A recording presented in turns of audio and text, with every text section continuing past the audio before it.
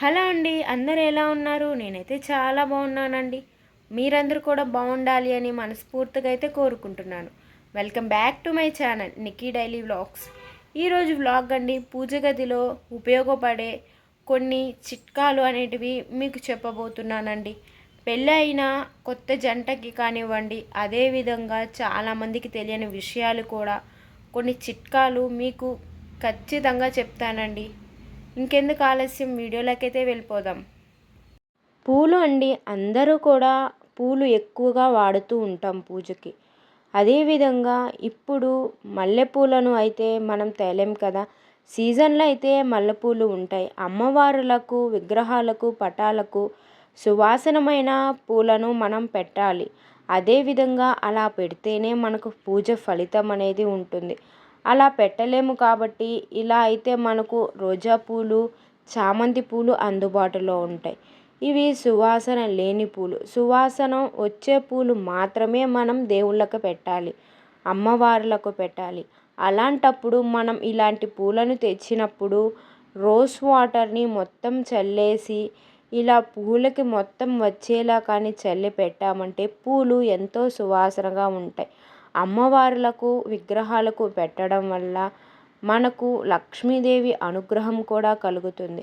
ఎంతో మంచి సువాసన వస్తుందండి. ఎప్పుడైనా కూడా మీరు సువాసన లేని పూలు తెచ్చినప్పుడు, ఇలా రోజా పూలు తెచ్చినప్పుడు ముందుగా వాటిని రోజ్ వాటర్తో తడపండి. మంచి సువాసన వస్తాయి. ఆ తర్వాత మీరు మీ పూజ గదిలో పటాలకు, విగ్రహాలకు అలంకరించండి. లేదు అనుకుంటే ఇలా మీరు కవర్లో స్టోర్ చేసి పెట్టుకొని మీకు కావాల్సి వచ్చినప్పుడు ఈ పూలను వాడుకోవచ్చు. ఎంతో సువాసనంగా ఉంటాయి. ఇంకో టిప్ అండి, చాలా ఉపయోగపడే టిప్స్ అనేటివి ఉన్నాయండి. అదేవిధంగా ఇంకొకటి వచ్చేసి, మనం పూజ గదిని శుభ్రం చేయటానికి ఒక గుడ్డని తీసుకుంటాం. ఒక బట్టని తీసుకొని అన్ని వస్తువులు, కామాక్షి దీపం, కడ్డీలుది, అదేవిధంగా హారతి పళ్ళెం అన్నీ తీసేసి శుభ్రం చేస్తూ ఉంటాం. అలా కాకుండా ఎక్కడ వస్తువులు అక్కడే ఉంచి ఇలాంటిది ఒకటి కానీ తీసుకుంటే చాలండి. చిన్న మనం ఇరుకులైనా సరే వెనక పార్ట్ ఉంది కదా బ్లాక్ది, దాంతో క్లీన్ చేసుకోవచ్చు. ముందు పార్ట్ వచ్చి మనం ఆ కామాక్షి దీపాన్ని ఎత్తి అలా చిమ్మితే సరిపోతుంది. క్లీన్గా అనేది వస్తుందండి. అదేవిధంగా ప్రతిరోజు కూడా పూజ గదిలో దుమ్ము, ధూళి, బూజు తుడుచుకుంటే 2 నెలల పాటైనా కూడా సరే పూజ గది చాలా నీట్గా ఉంటుంది. మూడో టిప్ అండి, పసుపు కుంకుమ అందరి ఇళ్ళల్లో ఉంటాయి కదండి. పసుపు కుంకుమ చాలా రోజులు అయిన తర్వాత పురుగులు వచ్చి పాడైపోతూ ఉంటాయి. అలా కాకుండా ఉండడానికి, మంచి స్మెల్ రావటానికి కుంకుమలో 2 లవంగాలను, పసుపులో 2 లవంగాలను వేయటం వల్ల ఎప్పటికీ పాడవకుండా ఉంటుంది. అదేవిధంగా మంచి సువాసన కూడా వస్తూ ఉంటుంది. ఎప్పుడూ కూడా పచ్చకర్పూరం, అదేవిధంగా కస్తూరి పసుపును పూజలో ఎక్కువ ఉపయోగించాలి. మూడో టిప్ సారీ అండి 4వ టిప్ వచ్చి, ఇలా మనం ఇయర్బడ్స్ని తీసుకొని అనవసరమైన అంటే కామాక్షి దీపానికి కావచ్చు, విగ్రహాలకు కావచ్చు, అదేవిధంగా చాలాటివి అంటే విరుకుగా ఉన్న వాటివి నేను చేస్తున్నానండి. నార్మల్గా ఇలా ఏదైనా విగ్రహాలకు కూడా మూల మూలలో ఉండే దుమ్ము, అదేవిధంగా నల్లగా అనేది పేరుకుపోతుంది కదండి పసుపు కుంకుమ కూడా. ఇలా మనం ఇయర్బడ్స్ తీసుకొని కానీ అలా క్లీన్ చేసామంటే నీట్గా క్లీన్ అయిపోతుందండి. నా దగ్గర విగ్రహాలు లేవు, అందుకే నేను చూపించలేదండి. ఈ టిప్ వచ్చి సాంబ్రాణిది మనం తెచ్చుకుంటూ ఉంటాం.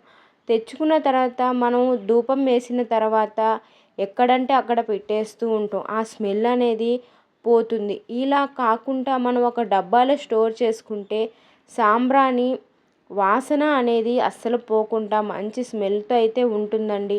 ఇంకొకటి వచ్చి శివుడు పటం అనేది ప్రతి ఒక్కరింట్లో ఉంటుందండి. శివుడు పటం ఉన్న వాళ్ళ ఇంట్లో ఖచ్చితంగా విభూది అనేది ఉండాలండి. మంచి సువాసన వచ్చే విభూది ఉండాలి. శివుడు ఉన్నప్పుడు విభూది లేకపోతే అస్సలకి బాగుండదండి. ఖచ్చితంగా ఇలా విభూది కూడా తెచ్చుకొని ఇంట్లో ఉంచుకుంటే చాలా మంచిదండి. ఆర్థిక సమస్యలు కూడా తొలగిపోతాయి. ఇంకొకటి వచ్చి, దేవాలయంలో వచ్చిన స్మెల్ మా ఇంట్లో రావాలి, ఆ సువాసన మా ఇంట్లో ఉండాలి, మనం ఎక్కడైనా టెంపుల్కి వెళ్ళినప్పుడు మంచి సువాసన వస్తుందండి, మనసు చాలా ప్రశాంతంగా అనిపిస్తుంది. అలా మన ఇంట్లో కూడా రావాలి అంటే మీరు ఇదైతే తెచ్చుకోవాలండి. తెచ్చుకున్నప్పుడు దీని పేరైతే గుర్తుంది, నాకు ఇప్పుడైతే మర్చిపోయానండి. మీషోలో కొట్టినా లేక పూజా స్టోర్స్లో అడిగినా కూడా మీకు ఇది ఖచ్చితంగా చూపిస్తారు. ఇలా అయితే వాళ్ళే కప్ అనేది ఇస్తారండి. మనం గట్టిగా ప్రెస్ చేసి, మనం ఒత్తినట్టు ప్రెస్ చేసి, మనం ఒక చిన్న ప్రమిదలో మనం తట్టిన తర్వాత దాని మీద కొంచెం కర్పూరాన్ని పెట్టి వెలిగిస్తే మంచి స్మెల్ వస్తుందండి. లేకపోతే మనం అలాగే ఒక ముద్ద పౌడర్ లాగా ప్రమిదలో వేసుకొని కర్పూరం వేసి వెలిగిస్తే దేవాలయంలో వచ్చినంత స్మెల్ మన ఇంట్లో కూడా వస్తుంది. ఎవరైనా వచ్చినా కూడా మీ ఇంట్లో ఇంత ప్రశాంతంగా ఉంది, మంచి సువాసన వస్తుంది అని కూడా చెప్తారు. ఇలాంటివి పూజ గదిలో ఉండడం వల్ల, పూజ గదిలో మనం దీపారాధన చేసినప్పుడు ఉపయోగించడం వల్ల మంచి సువాసన వస్తుంది. ఇలా సువాసన వచ్చే ఇంట్లోనే లక్ష్మీదేవి కటాక్షం కలుగుతుందండి. మా ఇంట్లో అయితే కంపల్సరిగా నేను ఇవన్నీ ఉపయోగిస్తానండి. ఇంకొక టిప్ వచ్చి ఆవు పంచకం. ప్రతి ఒక్కరి ఇళ్ళల్లో ఆవు పంచకం ఉండాలి. వారానికి ఒకసారి ఆవు పంచకం వేసి ఇల్లంతా తడిబట్ట పెట్టడం వల్ల ఇంట్లో ఉండే నెగిటివ్ ఎనర్జీ తొలగిపోతుంది. అదేవిధంగా చూస్తున్నారు కదా, నెక్స్ట్ టిప్ వచ్చేసి కడ్డీలు. కడ్డీలు చాలా రోజులు అయిపోయిన తర్వాత స్మెల్ అంతగా రావు. కొన్నిసార్లు స్మెల్ రానివి కడ్డీలు కూడా తెలిసి తెలియక తెచ్చుకుంటూ ఉంటాం.